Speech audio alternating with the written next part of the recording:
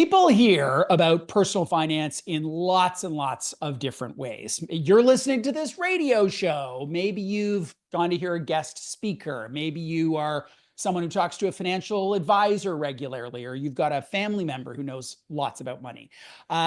There is also a series of community groups across Canada that are called money clubs or share clubs, and you can join them, you can show up and learn more about how to get a better handle on your money.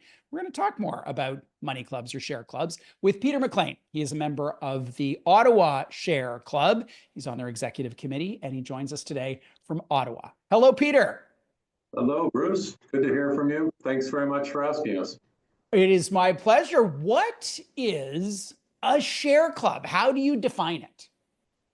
So for us, a share club is a group of like-minded individuals that are interested in sharing personal finance knowledge, investing acumen and links and books and things that they use together, but not sharing capital. The club does not invest together.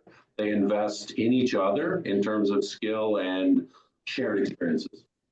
How often do you meet? Where do you meet? And are there snacks? Let's do that in reverse order. There are snacks when we meet in person, but we have been challenged by the pandemic and COVID. We normally manage 2 or 3 meetings a year face-to-face now. Used to be every meeting was face-to-face. About 8 to 10 a year, sometimes with some smaller meetings in the summer, sometimes with a real gap in the summer, depending on how tired the executive is. Right. And what's the agenda look like? What would people expect? Is it the same every time, or is it different every time? So Ottawa is a pretty vibrant share club, probably the biggest in the country. We try and get about 50% of our meetings to have a solid hour with an external speaker. So somebody like yourself or a book author, a person in the industry who's willing to talk to us without an advertising bent completely. We will let an external speaker intro themselves and obviously give us their professional credentials. But generally, we would get an external speaker about half the time, and then we'd have a small break and we'd reprise what we had learned, talk about it among ourselves for another 45 minutes, say 2 hours maximum. What are some of the topics that you have focused on in recent memory? Are they evergreen things like, how to save and invest for retirement, or are they what's going on in the economy right now? So we had a talk about candlestick charts, technical analysis last meeting by an internal member who was presenting that as a way to augment purchasing decisions or sell signals in addition to fundamental analysis. After the break, we had a small talk led by another executive aimed at macroeconomic events. So what did people think about a macroeconomic event? Was it affecting their portfolio? Were they considering moving a little bit more tactically to cash or buying something? That was our last meeting, but they're very eclectic. They go all over the map. When you think about when you first showed up at your first share club, and I don't know how long ago that was, what motivated you to decide this was something you were going to check out? So I'd always had an idea that there were many people with financial knowledge. I'm not a trained financial professional in any way. I do a different career for work. But I was interested in a group that was going to share knowledge. And actually, when I arrived, the group was very vibrant, but they were trying to convince new people to do internal presentations. They were doing pretty well at getting external people in. So they said, we have nobody to present about a topic. And it happened to be preferred shares.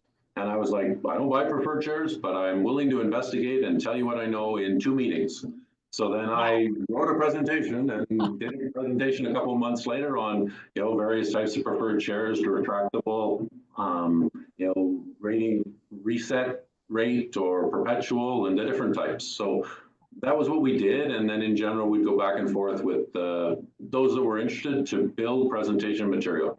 So our website, which is on, I guess you'll publicize it a little bit, moneyforretirement.ca. It has archived presentations from the Share Club. It's free. If you log in and ask for an account, we'll give you an account. You can read past presentations. So don't be too critical. Tell me more about the people who come to the meetings. Do they kind of cluster around a particular age and stage or a particular knowledge level? What if I were to walk into the room and have an opportunity to talk to 10 members, what might I learn about them? You'd have a couple people that are pretty reticent to invest. They're kind of nervous. They're learning. They're beginners. They might be mid-career, maybe realizing they're a little late for retirement savings, say 40, 45-ish. And some that have been investing for many years, I call them advanced intermediates. They run their own portfolio, or maybe part of their portfolio with an advisor.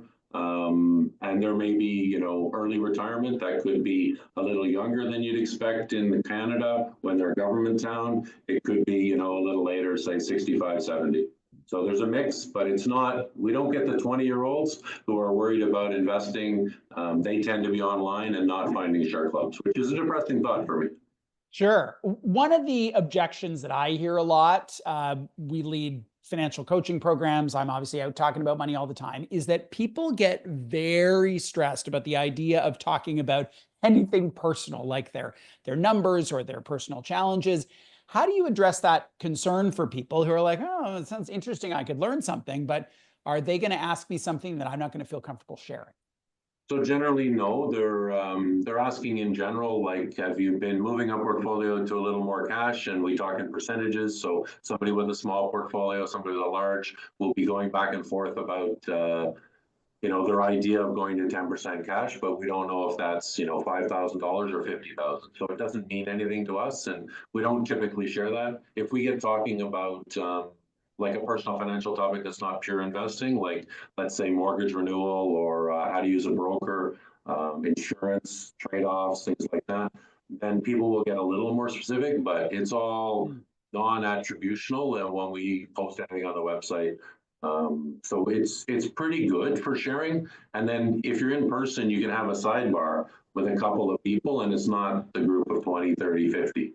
So that tends to produce some There's discussion. obviously your club established in Ottawa and serving the Ottawa area. Some of our listeners might be thinking, oh, wait a second, this sounds interesting. Maybe I should, if not find one, then maybe start one myself.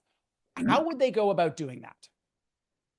So to find one, I would say probably because Ottawa is a bit of a flagship for share clubs. Some have flopped during the pandemic. Some have done okay, but have retreated to small little virtual communities. And like we said before, the Money Saver is not published in the list. You could mail the Ottawa Share Club, and we do have contact with a few in the country, maybe 5 or 6 on a fairly regular basis. We might have one local for you. We do have material that's available. If you wanted to start one, you could ping on us and we would try and help. There may actually be some material still in the Canadian Money Saver publication team that they had used to seed the process a long time ago. I don't know that for sure, but there are resources if you are resourceful, but it's not easy to run a club. We probably have 250 on our mailing list. Some topics might get 30 or 40 out to a virtual meeting. I think we've peaked around 80 or 90 at a physical meeting maybe 4 or 5 years ago. So that's a big thing to manage as an executive that's all volunteers. How long have you been involved in the Ottawa Share Club? Myself about 8 or 9 years, but the club was founded in 1996, so it's coming up on 30 years. Wow. When you think about your participation, what is the number one thing you have taken away? And it could be a less tangible benefit. It could be an insight. What is one thing that has had it be worth it for you to stick around for 8 or 9 years? For me, it's about giving back a little. There's a lot of that don't have the time to read or invest the time in learning. So it's nice to teach a bit and to coach, but also it's realizing that it is possible. We can do our investing ourselves, a little bit of fee for service, a lot of resources in books and people like yourself talking about publications. That is totally doable. So it's not that this is, well, rocket science. It should be something that people are not scared of. They need some support. Share clubs can do that. Other things can do it as well. But that's what I've taken away, is that a like-minded group can give you the comfort to do your own money management. And that's what I've done, really, basically. Myself and other people, we've done our own. Yeah. Well done. Well done. Well, thanks for keeping it alive in Ottawa and inspiring other people maybe to do the same where they live. Peter, thank you for joining us today. No problem. Thank you very much, Bruce. It was a pleasure. Peter MacLean is a member of the executive committee at the Ottawa Share Club.